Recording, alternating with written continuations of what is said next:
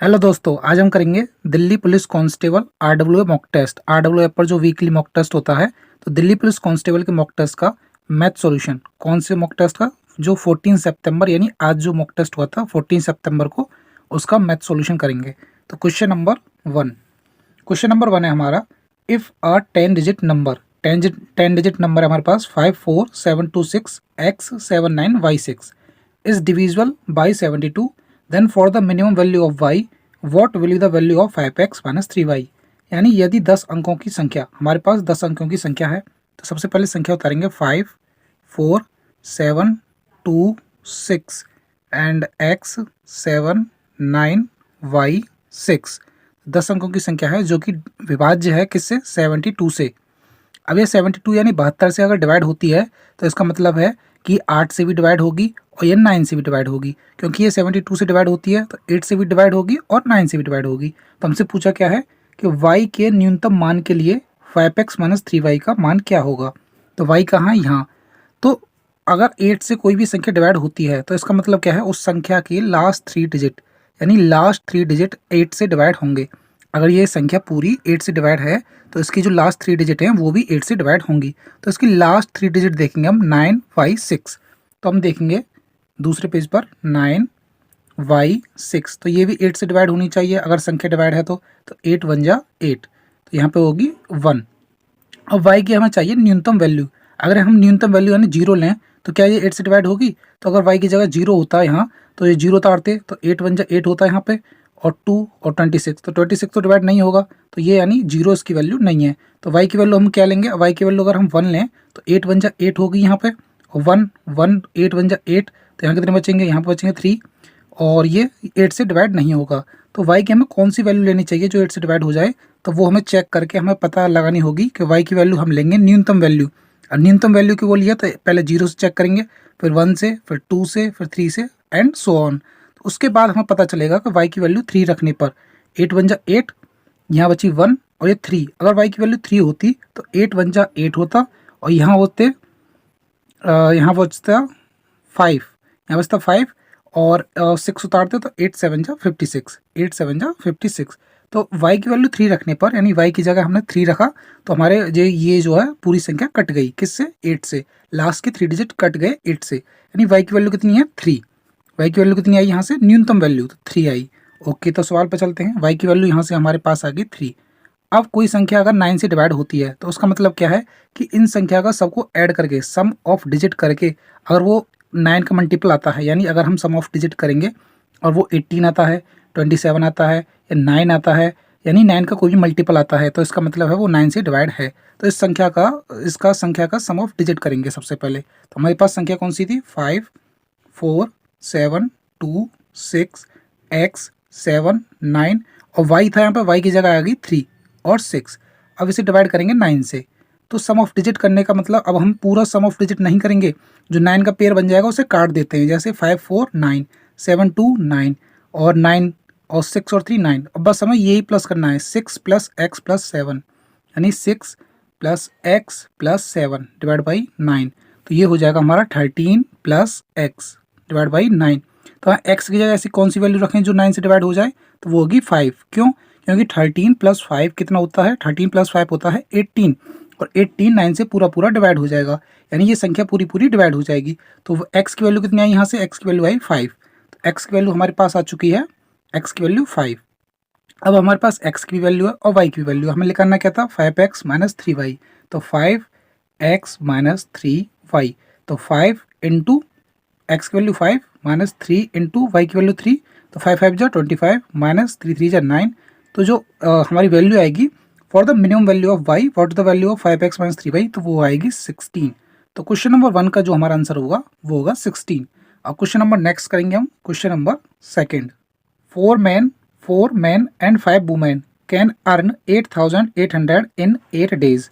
यानी 4 पुरुष और 5 महिलाएं 8 दिनों में 8,800 रुपये कमा सकते हैं। यानी वो 8 दिनों में 8,800 रुपये कमा सकते हैं। तो रुपये कमा रहे हैं तो इसका मतलब क्या है? वो कुछ ना कुछ काम कर रहे हैं, इसलिए उसके बदले उन्हें पैसे मिल रहे हैं। तो इसके बाद हम क्या मानेंगे? एक आदमी यानी एक मैन एक दिन में करता है एक्स काम, और एक वुमेन यानी एक महिला एक दिन में करती है वाई काम। यानी वाई वर्क करती है और और जो मैन है यानी पुरुष है वो एक्स काम करता है और एक वुमेन यानी महिला है वो वाई काम करती है। तो 4 पुरुष यानी 4 पुरुष और 5 महिलाएं, तो 4 मैन कितना काम करेंगे 4x प्लस 5 महिलाएं कितना काम करेंगी 5 बाई कितने दिन में, एक दिन में, हमसे बोला है 8 दिन में, तो इंटू करेंगे 8, तो कितने रुपए मिलते हैं उन्हें 8,800 रुपये मिलते हैं 8 दिन में इतना काम करने के लिए। तो एक दिन में कितने रुपए मिलेंगे, तो 4x प्लस 5 बाई, तो एक दिन में मिलेंगे उन्हें 1100 रुपये। क्यों, क्योंकि 8 से इसे काट देंगे तो ये हो जाएंगे 1100 रुपये। तो ये हो जाएगी हमारी इक्वेशन फर्स्ट। उसके बाद 7 पुरुष और 10 महिलाएं, 7 पुरुष कितना काम करेंगे 7x प्लस 10 महिलाएं 10y कितने दिन में 5 दिनों में, तो इंटू करेंगे हम 5, क्योंकि ये तो एक दिन का काम होगा ना, 7 पुरुष तो 7x और प्लस 10y ये एक दिन का काम हो गया, तो 5 दिन का कितना होगा इंटू 5, और कितने रुपए मिलते हैं उन्हें 10,250। तो एक दिन में कितना कमाएंगे, तो 7 पुरुष और 10 महिलाएं एक दिन में कितने रुपए कमाएंगे, तो 5 से इसे डिवाइड कर देंगे, तो 5 से डिवाइड करेंगे 5 2 10 0, और ये हो जाएगा 5 5 25 0, यानी 2050। तो ये हो जाएगी हमारी इक्वेशन सेकेंड। अब जो इक्वेशन फर्स्ट थी वो थी 4x प्लस 5 बाई इक्वल 1100, और जो इक्वेशन सेकेंड आई है हमारी वो कितनी थी, तो वो थी 7x प्लस 7x एक second 7x plus 10y 7x plus 10y equal 2050। अब हमें x और y की वैल्यू निकालनी है, तो अगर हम इक्वेशन फर्स्ट में 2 का मल्टीप्लाई कर दें तो ये कितना हो जाएगा, ये हो जाएगा 8x प्लस 10y इक्वल 2200, यह है इक्वल, और 7x प्लस 10y ये इक्वेशन सेकेंड है इक्वल 2050। तो इसे माइनस करेंगे इक्वेशन फर्स्ट से इक्वेशन सेकंड, तो माइनस माइनस और ये माइनस, तो ये तो कैंसिल हो जाएगा क्योंकि प्लस के 10y और माइनस के 10y कितना हो जाएगा माइनस, और ये प्लस के 8x और माइनस के 7x, तो ये हो जाएगा x इक्वल ये कितना आ जाएगा 150, यानी x की वैल्यू कितनी आई 150। अब x की वैल्यू किसी भी एक इक्वेशन में रख देंगे हम, जैसे इक्वेशन इसमें रखते हैं सेकंड में, तो 7x प्लस 10y इक्वल 2050, तो 7x प्लस 10y इक्वल 2050, तो 7x की वैल्यू कितनी आई 150 प्लस 10y इक्वल 2050, तो ये हो जाएगा 10y इक्वल 2050, ये 20 है 50 माइनस, अब इधर से इधर 15 7 जब 1050, और इधर आएगी तो माइनस में आएगी, तो 10y इक्वल कितना हो जाएगा, 10y इक्वल हो जाएगा 0 0 और 0 और 1, तो y इक्वल y की वैल्यू कितनी आएगी 100। अब हमारे पास x की भी वैल्यू है और y की भी वैल्यू है। अब क्वेश्चन में हमसे क्या बोला है, क्वेश्चन में बोला था कि इन how many days can 8 man, तो 8 मैन कितना होगा 8x प्लस 12 वुमेन, तो 12 वुमेन कितना होगा 12y। तो ये पूछा है इससे कि कितने दिन काम करते हैं ना, हाउ मेनी डेज कितने दिन काम करेंगे वो जो रुपए कमाएंगे 21,600। तो ये तो एक दिन की हो गई, कितने दिन काम करेंगे, तो वो होगा हमारा डी, हम मान लेते हैं डी दिन काम करेंगे वो, और 21,600 रुपये कमा लेंगे। एक्स की वैल्यू कितनी आई थी, एक्स की वैल्यू आई थी हमारी 150 प्लस वाई की वैल्यू कितनी आई थी, वाई की वैल्यू आई थी 100, और डी हमें हाउ मेनी डेज दिन ही तो निकालने में, कितने दिनों में 21,600 रुपये कमा सकते हैं, तो 21,600 इक्वल रख देंगे, तो ये हो जाएगा हमारा 100, ये हो जाएगा 1200 और ये 1200, तो ये हो जाएगा हमारा 2400 इंटू में डी यानी हाउ मेनी डेज इक्वल 21,600, तो डी की वैल्यू कितनी आएगी, डी की वैल्यू आएगी 21,600 अपॉन 2400 और 0 से 0 0 से 0, तो 24 से कटेगा 9 टाइम्स, तो डी यानी हाउ मेनी डेज जो डी की वैल्यू आई वो आई 9 डेज, यानी कितने दिनों में 9 दिनों में, 9 दिनों में 8 पुरुष और 12 महिलाएं 9 दिनों में 21,600 रुपये कमा सकते हैं। तो क्वेश्चन नंबर सेकंड का जो हमारा आंसर हुआ वो होगा 9 डेज। तो क्वेश्चन नंबर नेक्स्ट करेंगे हम, question number third. Geeta score 30% marks and failed by 50 marks while Sandeep, who scored 45% marks, got 25% more than the minimum marks required to pass the exam. तो how many marks did Bimal get, who scored 64% marks? यानी गीता ने 30% अंक प्राप्त किए और 50 अंकों से अनुत्तीर्ण हो गई, जबकि 45% अंक प्राप्त करने वाले संदीप को परीक्षा उत्तीर्ण करने के लिए आवश्यक न्यूनतम अंक से 25 अंक ज़्यादा मिले। तो 64% अंक प्राप्त करने वाले बिमल को कितने अंक मिले? तो आपने अगर परसेंटेज चैप्टर पढ़ा होगा तो आपको पता होगा, इसे 1 सेकंड में कर देंगे, यानी 10 सेकंड का सवाल है ये।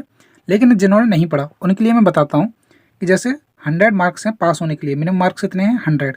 अगर मैं बोलूँ ए के 75 मार्क्स आए और वो 25 नंबर से फेल हो गया, 25 नंबर से क्या हो गया फेल, और बी के 130 नंबर आए और उसके जो पास होने के नंबर से उससे 30 नंबर ज़्यादा आ गए, तो जो फेल हुआ है, अगर ए के 25 नंबर से फेल हुआ था तो फेल वाले नंबर्स को जोड़ दें, और जो बी पास हो गया था, यानी 100 पर पास हो जाते हैं लेकिन 30 मार्क्स उसके ज़्यादा आ गए, अगर उन्हें हम घटा दें, यानी फेल वाले को अगर जोड़ दें और जो ज़्यादा आए थे उन्हें घटा दें, तो हमारे पास क्या आएगा 100, हमारे पास क्या आएगा 100, और 100 क्या है मिनिमम मार्क्स, पास होने के लिए मिनिमम मार्क्स। तो ऐसे ही क्वेश्चन नंबर 3 में क्या है कि Geeta score 30% marks and failed by 50 marks, यानी गीता ने 30% अंक प्राप्त किए और 50 अंकों से अनुत्तीर्ण हो गई, तो 30% उसके मार्क्स आए और 50 30% 30%, अब 50 नंबर से वो फेल होगी, अगर उसे हम 50 नंबर दे देंगे तो वो पास हो जाएगी, यानी मिनिमम मार्क्स आ जाएंगे उसके पास होने के।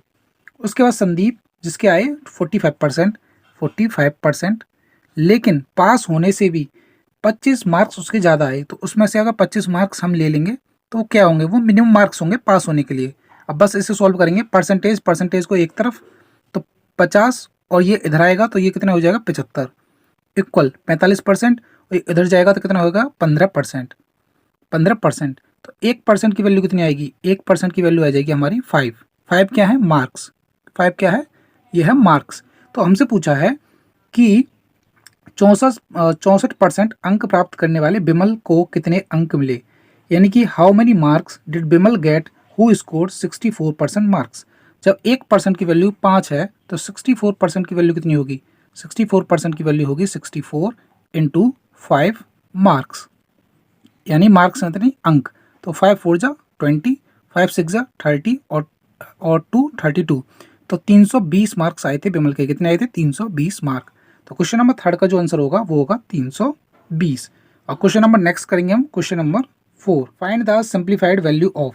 तो इसे हमें सॉल्व करेंगे, सबसे पहले ऊपर वाले को सॉल्व कर लेंगे फिर नीचे वाले को, और इसे सॉल्व करते हैं। तो सबसे पहले ऊपर वाले को सॉल्व करते हैं। उससे पहले मैं बता दूं आपको बोर्ड मास का नियम, बोर्ड मास आपको सबको पता होगा। सबसे पहले बार या ब्रैकेट सॉल्व करेंगे, यानी इसके ऊपर बार है तो इसे सॉल्व करेंगे, फिर ब्रैकेट, ऑफ यानी कि जो का है का, इसी को बोलते हैं ऑफ, फिर डिवाइड, फिर मल्टीप्लाई, फिर एडिशन और सब्ट्रैक्शन। तो सॉल्व करना शुरू करते हैं। तो ये हो जाएगा 1 के नीचे कुछ नहीं है, 1 डिवाइड बाई और 3/7 और इसे लिख लेंगे ऑफ, इसे लिख लेंगे ऑफ।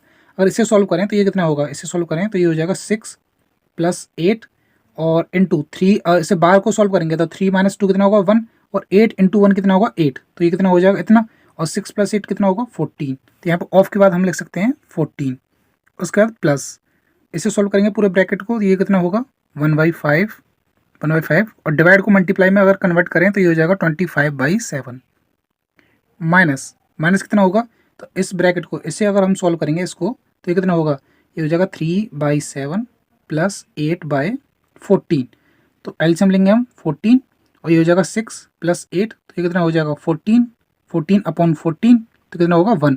तो यानी इसे पूरे को सॉल्व करें कितना आया 1, तो यहाँ लिखेंगे हम 1, ब्रैकेट क्लोज। इसे मिटा देते हैं एक सेकेंड। उसके बाद तो ये 1 डिवाइड बाई 3, और ऑफ का मतलब क्या होता है, ऑफ का मतलब होता है मल्टीप्लाई, तो 3 और 7 × 2 = 14 और 3 × 2 = 6, तो 1 डिवाइड बाई 6 प्लस 5 से काटेंगे 5 5 = 25, तो ये हो जाएगा 5/7 और -1।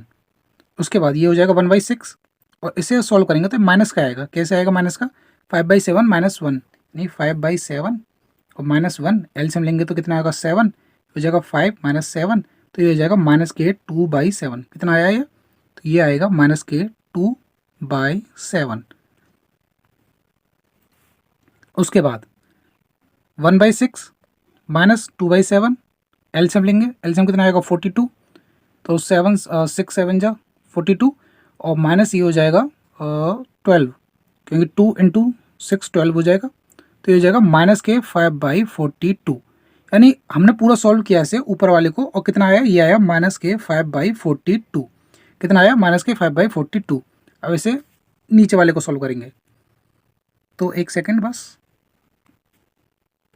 अब नीचे वाले को सॉल्व करें अगर, तो ये कितना है 18 डिवाइड बाई, उसके बाद ये 10 - 4, 10 - 4 के ऊपर क्या है 12 है, एक सेकंड आप देखेंगे तो 10 - 4 के ऊपर क्या है, 10 - 4 के ऊपर 12 है, तो 18 डिवाइड बाई 6 प्लस 32, और ये डिवाइड बाई, तो ये कितना हो जाएगा 4, ब्रैकेट में 4 प्लस और 2, अगर 2 से डिवाइड करेंगे 10 में कितना आएगा 5, और 5 माइनस 1। उसके बाद तो 18 में अगर डिवाइड करेंगे ये कितना आएगा 3 प्लस 32, और ये कितना आएगा 5 और 4 9, और 9 माइनस 1 8, तो डिवाइड बाई 8। तो 3 प्लस और 32 में डिवाइड करेंगे 8 का कितना आएगा 8 4 जा 32, तो ये कितना आएगा 7। तो जब हमने ऊपर का सॉल्व किया उसमें कितना आया माइनस के 5/42, और नीचे को सॉल्व किया कितना आया 7। तो 7 को मल्टीप्लाई किस में करेंगे 42 में, तो ये कितना हो जाएगा माइनस के 5/294, कितना होगा 294। तो ऑप्शन नंबर बी, तो ऑप्शन नंबर बी जो होगा वो करेक्ट आंसर होगा इस क्वेश्चन का, यानी क्वेश्चन नंबर 4 का। तो क्वेश्चन नंबर नेक्स्ट करेंगे हम question number 5। A shopkeeper purchased 20 kilogram sugar at the rate of 45 rupees per kilogram, 25 kilogram sugar at the rate of 50 per kilogram, and 35 kilogram sugar at the rate of 40 per kilogram. He spent a sum of 450 on transportation and other expenses. He mixed all three varieties of sugar and sold the entire stock at 52.50 per kilogram. Find his percentage profit in this entire transaction. यानी हमें बताना है उसका profit कितना हुआ। सबसे पहले हमें उसके सीपी निकालना होगा, सीपी यानी उसका खर्चा कितना होगा टोटल। तो उसने 45 रुपये प्रति किलोग्राम की दर से 20 किलोग्राम चीनी खरीदी। तो चीनी कितनी खरीदी 20 किलोग्राम, 20 किलोग्राम, और 1 किलो कितनी की थी 45, तो 20 किलो कितनी की होगी इंटू 45 करेंगे। और 25 किलोग्राम चीनी खरीदी, 25 किलोग्राम चीनी खरीदी, किस रेट से खरीदी उसने 50 पर केजी, तो 50। और 35 किलोग्राम शुगर, 35 किलोग्राम शुगर, क्योंकि हमें उसका टोटल खर्चा निकालना होगा। उसके बाद ही हम प्रॉफिट लॉस निकाल सकते हैं, यानी प्रॉफिट निकाल सकते हैं। 35 किलोग्राम खरीदी किस रेट से 40 पर केजी, तो 40 पर केजी। तो यहाँ कितना खर्चा हुआ उसे खरीदने में, यहाँ कितना हुआ, और टोटल प्लस करेंगे तो ये तो हो जाएगा 900, और ये हो जाएगा हमारा 1250, और ये हो जाएगा हमारा 1400 रुपये। तो टोटल खर्चा जो चीनी खरीदने में खर्चा आया वो इन तीनों को प्लस करेंगे, तो ये तीनों को अगर प्लस करेंगे तो ये आएगा हमारा 3550। लेकिन टोटल खर्चा इतना थोड़ी है उसका। सीपी में हम क्या और ऐड करेंगे, he spent a sum of 450 on transportation and other expenses, यानी उसने परिवहन अन्य व्ययों पर 450 रुपये की राशि खर्च की।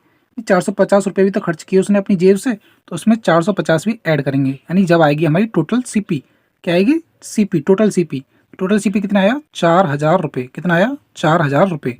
तो ये आएगा 4000 रुपये, यानी 80 किलोग्राम चीनी, 80 किलोग्राम कहाँ से आया, एक सेकंड मैं आपको बताता हूँ। 20 किलोग्राम और 25 किलोग्राम और 35 किलोग्राम, इन तीनों को ऐड करेंगे तो आएगा 80, यानी टोटल चीनी खरीदी थी उसने 80 किलोग्राम। ठीक है, तो 80 किलोग्राम चीनी खरीदने के लिए उसका खर्चा कितना आया 4000 रुपये, 4000 रुपये खर्चा आया, क्योंकि 450 रुपये उसने ट्रांसपोर्टेशन में भी खर्च किए। तो वो अब 80 किलोग्राम चीनी ले आया अपने दुकान पर या कहीं भी। 80 किलोग्राम चीनी खरीदने में खर्चा कितना आया 4000। तो 1 किलोग्राम पर कितना पड़ा, यानी 1 किलोग्राम चीनी पर उसका खर्चा कितना पड़ा, तो वो पड़ेगा 4000 में डिवाइड करेंगे 80 का, तो कितना आएगा 50 रुपये। यानी 1 किलोग्राम उसकी चीनी, जो 1 किलोग्राम चीनी पड़ी एवरेज पड़ा 1 किलोग्राम, वो 50 रुपये की पड़ी। और उसने बेकी कितने की है, तो उसने बेक की है and sold the entire stock at 52.50 पर केजी, यानी 1 किलोग्राम उसकी पड़ी तो 50 की, लेकिन उसने बेक की है 1 किलोग्राम कितने की, उसने बेक की है 52.50 की, यानी खर्चा आया उसका 50 रुपये का 1 किलोग्राम पर, उसने बेक की है 52.50 की। तो प्रॉफिट कितना हुआ, तो प्रॉफिट हुआ 2.5 का, किस पर हुआ 50 पर, इनटू प्रॉफिट परसेंटेज निकालने के लिए 100 का मल्टीप्लाई, तो 50 × 2, तो कितना हो गया 5%, कितना हो गया 5%, क्योंकि 2.5 का 2 गुना कितना होता है 5, तो 5%। अब यहाँ ये मत सोचना 2.50 क्यों नहीं लिखा, क्योंकि 52.50 में से 50 घटाएंगे तो 2.5 आएगा, पॉइंट के बाद इस जीरो का कोई मतलब नहीं है। तो 2.5/50, तो हमारा कितना आया 5% आया, यानी उसका प्रॉफिट कितना हुआ, तो उसका प्रॉफिट हुआ 5%। तो क्वेश्चन नंबर 5 का आंसर कितना आया 5%। तो क्वेश्चन नंबर नेक्स्ट करेंगे हम question number 6। A and B can complete a work in 24 days and 40 days respectively, यानी ए और बी किसी कार्य को क्रमशः 24 दिन और 40 दिन में पूरा कर सकते हैं। यानी ए किसी काम को कर सकता है 24 दिन में और बी उसी काम को कर सकता है 40 दिन में। तो हमें क्या लेना होगा, इनकी इफिशिएंसी निकालनी होगी और एलसीएम लेना होगा। एलसीएम कितना आएगा 120, 24 पंजे 120 और 40 दिया 120, यानी ए एक दिन में काम करता है 5 और बी एक दिन में काम करता है 3। तो दोनों मिलकर कितना काम करेंगे 5 + 3। उसके बाद दे वर्क टुगेदर, दोनों मिलकर कितना काम करेंगे 5 + 3 फॉर 8 डेज, तो उन्होंने 8 दिन तक काम किया। तो काम कितना कर दिया उन्होंने 64 काम उन्होंने कर दिया। अब बचा हुआ काम कितना है, तो 120 - 64, तो काम कितना बचा हुआ, काम बचा उनका 56। तो 56 वर्क उनका बचा। तो she completes the remaining work in 14 days, तो 56 काम सी ने आके 14 दिन में कर दिया। तो इससे डिवाइड करेंगे यानी 4, तो सी की इफिशियंसी कितनी आएगी 4, यानी सी एक दिन में 4 काम करता होगा, तभी तो उसने 14 दिन में 56 काम कर दिया। तो सी की इफिशियंसी आएगी 4, यानी जैसे ए की इफिशियंसी है 5, बी की है 3, तो सी की कितनी आई, सी की आई 4, यानी सी एक दिन में 4 काम करता है, इसलिए उसने 14 दिन में पूरा 56 काम निपटा दिया। उसके बाद in how many days will A and C यानी ए 5 और सी 4, ए एंड सी यानी ए + सी यानी कितना हो गया 5 + 4 यानी कि 9। इफिशियंसी कितनी आएगी 9, यानी ए और सी मिलकर एक दिन में कितना काम करेंगे 9। तो वर्किंग टुगेदर दोनों मिलके complete 75% of the same work, यानी 75% ऑफ द सेम वर्क, यानी सेम वर्क कितना है 120, तो 25 से 3 बार, 25 से 4 बार और 4 से 30 टाइम्स, तो हमारा काम कितना होगा 90। तो उसने बोला है कि 90 काम को ए और सी मिलकर, दोनों ए और सी मिलकर कितना काम करते हैं 9 काम करते हैं, तो ये दोनों मिलकर इसका कितने दिन में ख़त्म कर देंगे, तो 9 काम करते हैं वो एक दिन में। तो एक यूनिट की वैल्यू कितनी आएगी, यानी एक काम कितने दिन में करेंगे 1/9, और 90 काम कितने दिन में करेंगे तो 90 का मल्टीप्लाई, तो 9 से कटेंगे 10 टाइम्स, तो ए और सी मिलकर 10 दिन में काम का 75% भाग कंप्लीट कर देंगे। तो इस क्वेश्चन का आंसर, यानी क्वेश्चन नंबर कौन सा था 6, इसका आंसर आएगा 10 डेज। क्वेश्चन नंबर 6 का answer 10 days. Question number next करेंगे हम question number 7। If the third ratio of 3 9 is P, यानी 3 और 9 का जो थर्ड रेशियो है वो कितना है पी। तो थर्ड रेशियो निकालते कैसे हैं, अगर हमारे पास ए और बी है तो थर्ड रेशियो निकालने के लिए हम करेंगे b² / a, ये फॉर्मूला होता है, इसे याद कर लेना। तो b² यानी 9 का स्क्वायर अपॉन a यानी कि 3, तो ये कितना हो जाएगा 81/3, यानी कितना आया 27, कितना आया 27, और 27 क्या है थर्ड रेशियो क्या है p के बराबर, किसके बराबर है p के बराबर, तो p की वैल्यू कितनी आएगी 27। उसके बाद then find the fourth ratio of 6p4, यानी 6 और p की जगह 27 × 4 4, तो 6 और 27 और 4 का हमें क्या करना है फोर्थ रेशियो। थर्ड रेशियो का फॉर्मूला क्या था, ये b² अपॉन a, और फोर्थ रेशियो का जो फॉर्मूला होता है वो होता है b और c, b × c upon a, यानी हमारे पास अगर 3 संख्या हैं a b c, तो फोर्थ रेशियो का फॉर्मूला होता है b × c अपॉन a, यानी 27 × 4 अपॉन a यानी 6, तो 3 2 जा 6 और 3 3 जा 3 9 जा 27 और 2 से 2 टाइम्स, तो 9 2 जा 18, तो कितना क्या आएगा इसका आंसर 18, यानी ऑप्शन नंबर ए। तो क्वेश्चन नंबर 7 का हो जाएगा 18। क्वेश्चन नंबर नेक्स्ट करेंगे हम question number 8। A train X running at a speed of 60 km/h overtakes another train Y in the same direction 225 metre long, यानी जो वाई है ट्रेन वाई वो 225 मीटर लंबी है, and completely overtakes it in 72 seconds, यानी 60 kilometre प्रति घंटा की चाल से चलने वाली एक रेलगाड़ी एक्स 225 मीटर लंबी किसी दूसरी रेलगाड़ी समान दिशा में वाई को ओवरटेक करती है और 72 सेकंड में पूरी तरह से पार कर लेती है। तो हमें पता है डिस्टेंस क्या होता है, डिस्टेंस होता है स्पीड इनटू टाइम। तो डिस्टेंस में क्या लेते हैं दोनों ट्रेनों की लंबाई, तो एक्स ट्रेन की लंबाई हमें नहीं पता तो हम मान लेंगे एक्स, एक सेकंड ये मान लेंगे हम एक्स, प्लस वाई ट्रेन की हमें लंबाई पता है कितनी है 225 मीटर, तो हो जाएगी 225 मीटर इक्वल स्पीड, तो स्पीड क्या लेंगे इन द सेम डायरेक्शन। अब वो सेम डायरेक्शन में है, यानी ये भी इधर है और ये भी इधर है, सेम डायरेक्शन है। जब सेम डायरेक्शन में होता है तो स्पीड को करते हैं माइनस, और जब अपोजिट डायरेक्शन में होते हैं तो स्पीड को क्या करते हैं प्लस। जो रिलेटिव स्पीड होती है उसे प्लस करेंगे अपोजिट डायरेक्शन में, और सेम डायरेक्शन होगी तो माइनस। तो इसमें क्या है सेम डायरेक्शन तो माइनस करेंगे, तो एक्स की तो स्पीड हमें पता है 60 किलोमीटर प्रति घंटा, लेकिन वाई की नहीं पता, तो वाई की स्पीड मान लेंगे हम वाई, क्या मानेंगे वाई किलोमीटर प्रति घंटा, ये है वाई की स्पीड। उसके बाद अब डिस्टेंस किस में है मीटर में, टाइम किस में है सेकंड में, लेकिन स्पीड है किलोमीटर प्रति घंटा में, इसलिए हम मल्टीप्लाई करना होगा 5/18 का, क्योंकि ये 5/18 का मल्टीप्लाई क्यों, क्योंकि मीटर पर सेकंड में स्पीड को बदलने के लिए। मीटर पर सेकंड में क्यों, क्योंकि डिस्टेंस है मीटर में और टाइम हमारा क्या है 72 सेकेंड्स, वो है सेकंड में। तो स्पीड हम किलोमीटर प्रति घंटा में नहीं ले सकते, उसे बदलना होगा 5/18 का मल्टीप्लाई करके। तो 18 से ये कटेगा 4 टाइम्स। तो जो हमारा x प्लस 225 आएगा वो किसके बराबर आएगा, 5 4 जा 20 इंटू 60 माइनस वाई। अब ये है हमारी इक्वेशन फर्स्ट। ओके, 20 यानी 5 4 जा 20 और 60 माइनस वाई। उसके बाद क्वेश्चन में क्या बोला है, if these trains were going in opposite direction, अगर वो अपोजिट डायरेक्शन में जाती हैं यानी विपरीत दिशा में, तो they would have passed each other in 18 seconds. अब दोबारा से उसी फॉर्मूला को लेंगे, distance equal speed into time. Distance क्या है, अब x की तो हमें डिस्टेंस नहीं पता, दोनों की डिस्टेंस लेते हैं यानी दोनों ट्रेनों की लंबाई।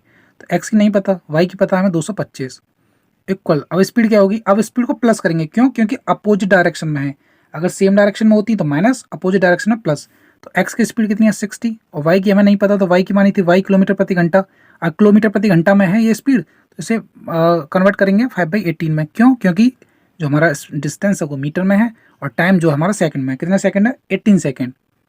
तो 18 से 18 कैंसिल। अब x प्लस 225 इक्वल कितना हो गया, इक्वल हो गया 560 प्लस वाई। अब हमें लिखना क्या है, अब हमें लिखना है the height in metre, height यानी कि डिस्टेंस है, इन मीटर्स ऑफ x यानी जो x है इसकी value, and speed in kilometre of y यानी y की स्पीड, यानी y हमने स्पीड मानी थी, यानी x जो है वो x ट्रेन की लंबाई है और y क्या माना था, y ट्रेन की स्पीड। तो हमें x और y की वैल्यू बतानी है बस। अब इसमें अगर हम एक चीज़ देखें तो डिस्टेंस यहाँ कितनी है, x प्लस 225 और यहाँ कितनी है, x प्लस 225, यानी डिस्टेंस सेम है। डिस्टेंस सेम है तो ये वाला जो टर्म है, ये वाला टर्म ये किसके बराबर होगा, इसके बराबर होगा, क्योंकि डिस्टेंस सेम है। तो यहाँ से हम इक्वेशन फर्स्ट और ये है इक्वेशन सेकंड, अगर इसे बराबर करेंगे तो 560 प्लस वाई किसके बराबर होगा, 560 प्लस वाई, ये वाला टर्म इस वाले टर्म के बराबर होगा, यानी 2060 माइनस वाई के। तो ये बराबर होगा 2060 माइनस वाई के। तो 5 से ये कट जाएगा, 5 4 जा 20, तो ये हो जाएगा 60 प्लस वाई इक्वल, ये कितना हो जाएगा 240 सॉरी माइनस 4y। तो कितना हो गया हमारा 60 प्लस वाई इक्वल 240, 240 के बाद क्या था 240 माइनस 4y, 240 माइनस 4y। तो ये 4y इधर आएगा तो ये हो जाएगा 5 इक्वल 60, इधर जाएगा तो 180 और y की वैल्यू कितनी आएगी, y की वैल्यू आएगी 36। तो हम y के आधार पर भी ऑप्शन टिक कर सकते थे क्योंकि 36 केवल एक ही ऑप्शन में था, लेकिन अगर हमें डिस्टेंस भी निकालनी है तो y की वैल्यू किसी भी एक इक्वेशन में हम रख देंगे, यानी y की वैल्यू हमारे पास आ गई। तो इस इक्वेशन में अगर हम रखें तो x प्लस 225 और y की वैल्यू कितनी है 36, तो 20 इंटू 60 माइनस 36, तो ये हो जाएगा 60 माइनस 36 और 20, मतलब ये हो जाएगा 4 और ये 20, तो ये हो जाएगा 480। तो x प्लस 225 और ये कितना हो जाएगा, x प्लस 225 इक्वल 20 इंटू 24, तो ये हो जाएगा x प्लस 225 इक्वल, ये हो जाएगा 24 दूनी 48 यानी 480। तो x यानी जो x ट्रेन थी, जो ट्रेन x थी उसकी जो डिस्टेंस है वो कितनी आएगी 480 माइनस 225 मीटर में। तो x की वैल्यू कितनी आ जाएगी, यहाँ जाएगी 5 और 7 यहाँ 5 और यहाँ पर 2 यानी 255 मीटर। तो इस क्वेश्चन का हमारा आंसर जो है, हमसे पूछा था कि height in metres of x वो आई 255 और जो हमसे पूछा था स्पीड वो आई हमारी 36। तो क्वेश्चन नंबर 8 हमारा कंप्लीट होता है, x और y की दोनों की हमने वैल्यू निकाल दी। उसके बाद क्वेश्चन नंबर नेक्स्ट करेंगे, question number 9। In a class the average age of a group of student is 15.5 years. 15 new student with the average age of 14.5 years joins the group, making the average age of student in the class 15 years. Initially find the number of student present in the class. यानी किसी कक्षा में छात्रों के समूह की औसत आयु 15.5 वर्ष है।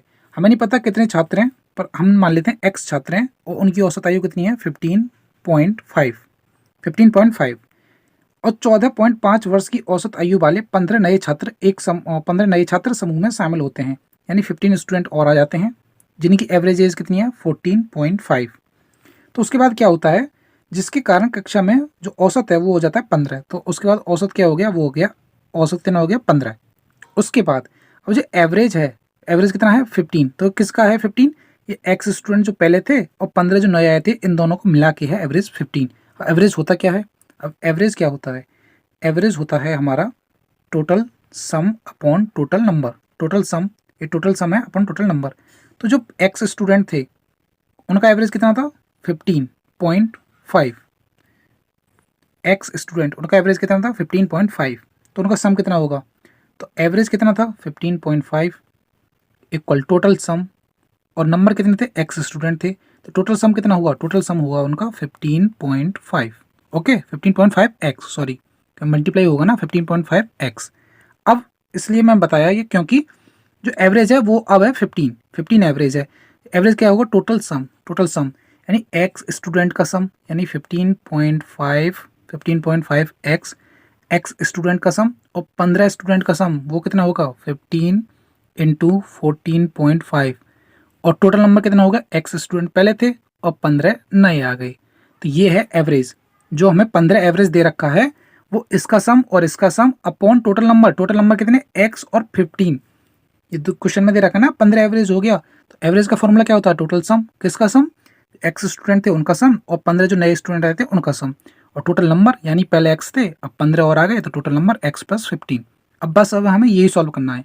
तो 15 का मल्टीप्लाई करेंगे इधर, तो ये हो जाएगा 15x प्लस 15 इंटू 15 225 इक्वल ये हो जाएगा 15.5x प्लस, अगर इसका मल्टीप्लाई करेंगे तो ये हो जाएगा हमारा 217.5। ओके, तो इसे सॉल्व करेंगे हम। 15x प्लस यहाँ आ गया था 225 इक्वल, और इधर कितना था? इधर था हमारा 15x प्लस 225 15.5x, तो यहाँ था 15.5x प्लस 217.5। अब हमें निकालना क्या है? क्वेश्चन में क्या बोला है कि initially find the number of student present in the class, मतलब आरंभ में कक्षा में उपस्थित छात्रों की संख्या, यानी हमें एक्स की वैल्यू चाहिए, बस एक्स की वैल्यू निकालते हैं अभी। तो एक्स की वैल्यू कैसे लिख लेगी? तो 225 माइनस करेंगे 217.5 इक्वल 15.5x में से 15x जाएंगे तो कितना बचेगा? 0.5x। इसमें से इसे माइनस करेंगे तो कितना बचेगा? 7.5 इक्वल 0.5x। पॉइंट से पॉइंट कैंसिल, तो 5 से कितना टाइम्स? 15 टाइम्स। 15 किसकी वैल्यू आई? एक्स की वैल्यू आई। यानी जो आरंभ में जो बच्चे थे वो कितने थे? 15 थे। तो क्वेश्चन नंबर 9 का जो आंसर है वो कितना आया? 15। तो क्वेश्चन नंबर नेक्स्ट करेंगे हम, क्वेश्चन नंबर 10। क्वेश्चन नंबर 10 में क्या है? हमें दे रखा है कंपनी का प्रॉफिट, यानी 650, 730, 520, ये क्या है? कंपनी का प्रॉफिट है लाख्स में, मतलब लाख में दे रखा है ये कंपनी का प्रॉफिट। तो हमें बताना क्या है?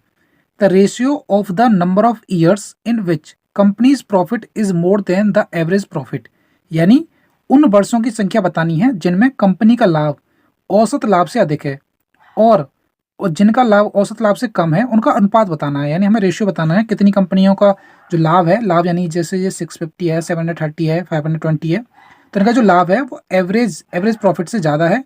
रेशियो जो एवरेज प्रॉफिट से कम है, कितने हैं ये? तो सबसे पहले तो हमें एवरेज प्रॉफिट निकालना होगा, तभी तो हम निकाल सकते हैं ये। तो एवरेज प्रॉफिट कैसे निकालेंगे? तो सबसे पहले इनका सबका सम, एवरेज क्या होता है? एवरेज क्या होता है? अभी मैंने बताया टोटल सम। तो टोटल सम कितना? 650 प्लस 730 और plus 520 plus 680 plus 740 plus 490 plus 660 और प्लस 810, इन सबको प्लस करेंगे total sum upon total number कितने हैं? 1 2 3 4 5 6 7 8, टोटल नंबर 8। तो अगर इन सबको हम सम करेंगे तो ये आएगा हमारा 5280 और डिवाइड बाई 8। उसके बाद तो इसे डिवाइड करेंगे तो 8 6 48 और 8 6 48 0, तो ये आएगा 660। तो अब हमें क्या बताना है? एवरेज कितना है? 660। अब हमें बताना है the ratio the number of years in which companies profit, company का जो प्रॉफिट है वो more than the average profit, यानी कंपनी का प्रॉफिट, एवरेज प्रॉफिट कितना है? 660। तो 660 से अधिक कितने सालों का प्रॉफिट है, यानी कि 660 से अधिक कितने सालों का प्रॉफिट है? जैसे 730, तो एक तो ये हो गया एक साल, ये जो है 2002 और 2003, यानी ये एक साल है। तो इस साल में 730 प्रॉफिट हुआ था जो कि एवरेज प्रॉफिट से ज़्यादा है, तो एक तो ये हो गया। दूसरा ये हो गया 680, तीसरा ये हो गया, और चौथा हो गया ये 810। 660 तो ये बराबर है, इससे ना तो ज़्यादा है ना कम है, तो इसे नहीं लेंगे। तो कितने हो गया, एक ईयर ये रही, दूसरी, तीसरी और चौथी, तो कितने ईयर हैं, 4 हैं। रेशियो, हमें रेशियो किसका बताना है, is more than the average profit to the number of years in which profit is less than the average profit। Average profit से लेस यानी 660 से कम है। तो 660 से कितने कम है, तो एक तो ये है 650, दूसरा ये है और तीसरा ये है, तो कितना आएगा 3, यानी इसका रेशियो आएगा 4:3। यानी 4 साल तो ऐसे हैं जिसका प्रॉफिट एवरेज प्रॉफिट से ज़्यादा है और 3 साल हमारे ऐसे हैं जिसका प्रॉफिट एवरेज प्रॉफिट से कम है। और ये वाला प्रॉफिट जो है ये वाला, ये तो सेम है ना, इससे ज़्यादा में लेंगे ना कम में लेंगे, तो ये तो सेम है, इसे काउंट नहीं करेंगे। तो हमारा रेशियो आएगा 4:3। तो क्वेश्चन नंबर नेक्स्ट करेंगे हम, question number 11। If a boy runs at a speed of 25 kilometre per hour and crosses a bridge in 9 minutes then what is the length of the bridge. यानी यदि एक लड़का 25 kilometre प्रति घंटा की गति से दौड़ता है तथा एक पुल को 9 मिनट में पार कर लेता है, तो पुल की लंबाई क्या है। अब बहुत सिंपल सवाल है, पुल की लंबाई यानी distance equal speed into time का फॉर्मूला लगाएंगे। डिस्टेंस क्या लेंगे, तो पुल की लंबाई होगी हमारी डिस्टेंस यानी x, जो हमें निकालना है वही होगा x इक्वल स्पीड। तो स्पीड कितनी है 25 किलोमीटर प्रति घंटा है, तो 5/18 से इसे मीटर पर सेकंड में बदलेंगे। क्यों, क्योंकि डिस्टेंस जो हमारी मीटर में है ऑप्शन में, और टाइम जो हमें सेकंड में कन्वर्ट करना पड़ेगा। तो 9 मिनट्स और इसे सेकंड में कन्वर्ट करने के लिए 60 का मल्टीप्लाई। अब 6 से 3 टाइम्स और 6 से ये 10 टाइम्स और 3 से 3 3 जा 9। तो हमारी जो डिस्टेंस है x उसकी वैल्यू कितनी आएगी, तो ये हो जाएगा 125 इंटू 30। तो x की वैल्यू यानी जो डिस्टेंस है वो हमारी कितनी आई, तो डिस्टेंस आई हमारी 3750। तो क्वेश्चन नंबर नेक्स्ट करेंगे हम, question number 12। The sum of LCM and HCF of two numbers is 372। यानी एलसीएम प्लस एचसीएफ का जो सम है वो है 372। उसके बाद इंग्लिश में पता नहीं क्या दे रखा है, हिंदी में पढ़ेंगे इसे। यदि लसप यानी एलसीएम, जो एलसीएम है वो एचसीएफ के 92 गुने के बराबर है, यानी जो एलसीएम है वो एचसीएफ के 92 टाइम्स है। यानी एलसीएम जो है वो 92 टाइम्स है एचसीएफ के। तो यहाँ अगर इस इक्वेशन में हम एल की जगह 92H रख देंगे तो ये हो जाएगा 92H प्लस H इक्वल 372। तो ये हो जाएगा 93H यानी एचसीएफ और 372। तो जो हमारा एचसीएफ आएगा यहाँ से वो कितना आएगा, एचसीएफ आएगा हमारा 4 3 12, तो ये हो जाएगा 4। एचसीएफ कितना आएगा, एचसीएफ आएगा हमारा 4। तो एचसीएफ आ गया 4। तो अब एचसीएफ की जगह एच की जगह अगर यहाँ रखें तो हमारा एलसीएम भी आ जाएगा। तो एलसीएम कितना आएगा 92 इंटू एच की वैल्यू 4, तो ये हो जाएगा 4 2 8 और 4 9 36। तो हमारे पास एलसीएम आ गया, एचसीएफ आ गया। उसके बाद क्या पूछा है, वन नंबर जो एक नंबर है वो है 360, then find the other number. तो फॉर्मूला लगाएंगे हम, जो फॉर्मूला हमें पता है LCM into HCF, LCM into HCF वो होता है प्रोडक्ट ऑफ टू नंबर, यानी पहला नंबर और product of second number. LCM कितना आया 368, एलसीएम कितना आया 4, और उसमें से एक नंबर कौन सा है 368, दूसरा नंबर हमें निकालना है। तो 368 से 368 कैंसिल, तो जो दूसरा नंबर है हमारा वो कितना आएगा, वो आएगा 4। तो क्वेश्चन नंबर कौन सा था हमारा, क्वेश्चन नंबर था 12, तो इसका आंसर आएगा 4। तो क्वेश्चन नंबर नेक्स्ट करेंगे हम, question number 13। The difference of two numbers is 5, यानी डिफरेंस x माइनस वाई, दो नंबर मान लेते हैं, उनका डिफरेंस कितना है 5। इफ देयर प्रोडक्ट इज 336, उनका जो प्रोडक्ट है वो है 336। Then find the sum of both the numbers, मतलब उनका दोनों का सम यानी x प्लस वाई हमें बताना है, x प्लस वाई कितना होगा, x प्लस वाई। तो इसे कैसे करेंगे, इसके दो मेथड हैं। सिंपल मेथड क्या है इसका, कि हमें ऐसी संख्या ढूंढनी है माइंड में कि जिनका डिफरेंस तो हो 5 और मल्टीप्लाई करने पाए 336 यानी 336। तो इसे कैसे ढूंढेंगे, तो सबसे पहले हमें 336 के क्या करने होंगे फैक्टर। तो 336 के फैक्टर करते हैं हम।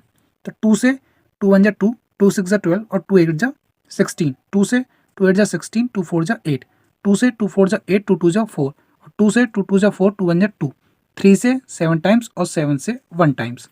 तो जो इसके फैक्टर आए तो 2 2 जा 4, 4 2 जा 8, 8 2 जा 16, तो एक तो हो जाएगा 16 इंटू 3 7 जा 21। तो 16 और 21 ये हमें इन्हीं फैक्टर में से निकालने हैं। अब ये तो डायरेक्ट आ गए, 2 2 जा 4, 4 2 जा 8, 8 2 जा 16 इंटू 21। अब 16 और 21 का डिफरेंस कितना है, इनका डिफरेंस है 5, और 16 इंटू 21 करेंगे ना तो इसका आंसर कितना आएगा 336। बस हमें नंबर मिल चुके हैं, वो है 16 और 21। मुझसे पूछा क्या था, find the sum of both the numbers, इन दोनों का सम। तो 16 प्लस 21 तो सम कर देंगे 37। तो तो ऑप्शन क्या आएगा, इसका आंसर क्या होगा 37। अब दूसरा मेथड क्या था, दूसरा मेथड ये था कि x माइनस वाई कितना है 5 और एक्स वाई कितना था 336। तो हमें यहाँ पे फॉर्मूला लगाना था x प्लस वाई का होल स्क्वायर का। x प्लस वाई का होल स्क्वायर वो कितना होता है X square plus Y square plus 2xy। अब हमारे पास एक्स स्क्वायर वाई स्क्वायर तो है ही नहीं है, मतलब एक्स स्क्वायर भी नहीं है वाई स्क्वायर भी नहीं है, तो हम इसकी जगह क्या लिखेंगे, इस पूरे की जगह हम लिख देंगे यहाँ एक्स माइनस वाई का होल स्क्वायर और प्लस के 4xy।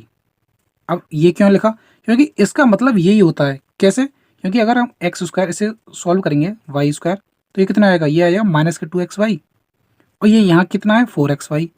तो 4xy की जगह 4xy में से 2xy जाएगा तो प्लस के 2xy बचेगा और x square plus Y square तो x square plus Y square ये रहा। तो इसका मतलब क्या है, ये सेम है, यानी कि इसकी जगह हम ये लिख सकते हैं एक्स माइनस वाई का होल स्क्वायर प्लस 4xy। अब हमें क्या करना है, एक्स प्लस वाई दोनों का सम, तो इक्वल करेंगे एक्स माइनस वाई का whole square, X minus Y कितना है 5, इसका होल स्क्वायर कितना होगा 25 प्लस 4xy। अब 4xy की वैल्यू कितनी है 336 इक्वल। अब हमें क्या करना था, एक्स प्लस वाई का होल स्क्वायर जो आया हमारा 25 प्लस 4 इंटू 336, तो 25 प्लस, तो 4 से मल्टीप्लाई करेंगे, 4 6 जा 24, 4 3 जा 12 और ये 14, 4 3 जा 12 और ये 13, तो ये कितना आ जाएगा, ये हो जाएगा 9 और 6 1369। और एक्स प्लस वाई का अगर हमें एक्स प्लस वाई यानी दोनों का सम निकालना है तो इसे हम कर देंगे स्क्वायर रूट में। तो स्क्वायर रूट किसका होगा, बस ये हमें ये निकालना है, तो स्क्वायर रूट होगा 37 का। ऑप्शन से भी कर सकते हैं कि किसके स्क्वायर के जो लास्ट डिजिट है वो 9 होता है, यानी 9 होता है, किसके स्क्वायर में होता है 7 के स्क्वायर में, क्योंकि 7 7 जब 49 तो 9 आएगा ना, तो 9 होता है, इससे भी कर सकते हैं। हमें स्क्वायर निकालने की एक ट्रिक होती है, वो क्या है, जैसे हमें 1369 का स्क्वायर निकालना है तो हमें पहले देखना है कि 9 किसके लास्ट डिजिट में आता है, तो 7 का लास्ट डिजिट में आता है, 7 7 जा 49, 7 7 जा 49 होता है ना, और 3 3 जा 9 और 3 में भी आता है, 7 में भी आता है और 3 में भी आता है। उसके बाद इसके 2 डिजिट को कैंसिल कर देंगे, 2 डिजिट कैंसिल। अब 13 को देखेंगे, 13 किसके स्क्वायर के पास में है, यानी 13 जो है 2 का स्क्वायर कितना होता है 4, 3 का स्क्वायर कितना होता है 9 और 4 का स्क्वायर कितना होता है 16। तो ये जो 3 है और जो 13 है वो किसके स्क्वायर के पास में है, तो वो 3 के स्क्वायर के पास में है या 4 के स्क्वायर के पास में है, तो हम देखेंगे यहाँ से कि वो 4 के स्क्वायर के पास में है, 4 के स्क्वायर के पास में। लेकिन 4 का स्क्वायर क्या है, बड़ा है, लिखते तो हमेशा 3 ही है, लिखेंगे क्या, हम 3 लिखेंगे, क्योंकि 3 का स्क्वायर 9 है और 4 का स्क्वायर 16 है, और 16 जो है वो 13 से ज़्यादा है, तो हम लिखेंगे तो 3, तो यहाँ भी 3 लिखेंगे और यहाँ भी 3 लिखेंगे। अब लेकिन ये स्क्वायर किसका होगा 37 का या 33 का, तो इसमें से बड़ी वाली संख्या अगर देखो 37 का होगा या 33 का, कैसे निकालेंगे, तो ये 13 जिसके पास हुआ किसके पास है 3 के स्क्वायर के पास या 4 के स्क्वायर के पास, तो 13 और 9 का डिफरेंस कितना है 4 और 13 और 16 डिफरेंस कितना है 3, तो यानी ये 4 के स्क्वायर के पास है और 4 क्या है बड़ी संख्या, तो ये बड़े वाले का स्क्वायर होगा, किसका होगा बड़े वाले का, तो ये 37 का स्क्वायर होगा।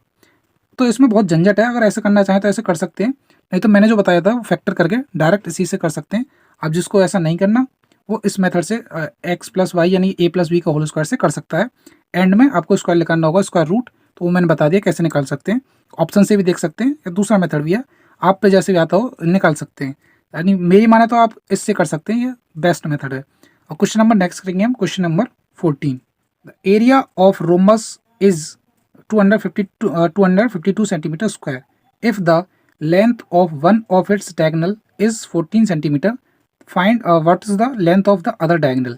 यानी एक समचतुर्भुज का क्षेत्रफल 252 सेंटीमीटर स्क्वायर है, तो area of rhombus, area of rhombus, area of rhombus, area of rhombus कितना है 252 और एरिया ऑफ रोमबस होता कितना है, वो होता है हाफ d1 यानी डायगोनल 1 और d2 यानी डायगोनल 2 इक्वल 252। अब एक डायगोनल कितना है, एक डायगोनल है उसका 14, तो 1/2 इंटू 14। अब हमें बताना है दूसरा वाला डायगोनल यानी d2 इक्वल 252, तो 2 से ये कटेगा 7 टाइम्स और 7 से ये कट जाएगा, तो d2 यानी दूसरी की वैल्यू कितनी आएगी 7 3 जा 21 और 7 6 जा 42, तो d2 यानी दूसरा जो डायगोनल है वो आएगा 36 सेंटीमीटर। तो क्वेश्चन नंबर नेक्स्ट करेंगे हम, क्वेश्चन नंबर जो है हमारा लास्ट क्वेश्चन आज का, question number 15। If the volume of sphere, volume of sphere क्या होता है, volume of sphere 4/3 pi are Q, 4/3 pi are Q is equal to, यानी इक्वल लगाएंगे, is equal to its surface area, यानी its surface area यानी surface area of sphere, तो होगा 4 pi R square. हमें फॉर्मूला पता होना चाहिए कि वॉल्यूम ऑफ स्फेयर कितना होता है 4/3 pi are cube, surface area of sphere कितना है 4 पाई आर स्क्वायर। तो हमें बताना है then the radius of that sphere is equal to, तो हमें रेडियस बताना है, तो 4 पाई से 4 पाई कैंसिल हो जाएगा और आर स्क्वायर से ये आर स्क्वायर यानी दो दो कट जाएंगे तो एक बचेगा यहाँ पे आर, क्योंकि यहाँ 3 है यहाँ पे 2 है, तो एक आर बचेगा इक्वल, ये 3 इधर जाएगा तो 3 इक्वल यानी आर इक्वल 3। तो यानी क्वेश्चन नंबर 15 बहुत सिंपल था, आर की वैल्यू कितनी आई 3 आई यानी 3 सेंटीमीटर। तो ये हमारे आज मॉक टेस्ट का सॉल्यूशन था। मिलते हैं अगले मॉक टेस्ट में, और इसकी जो पीडीएफ है वो कमेंट में आपको मिल जाएगी, टेलीग्राम से डाउनलोड कर लेना। तो धन्यवाद।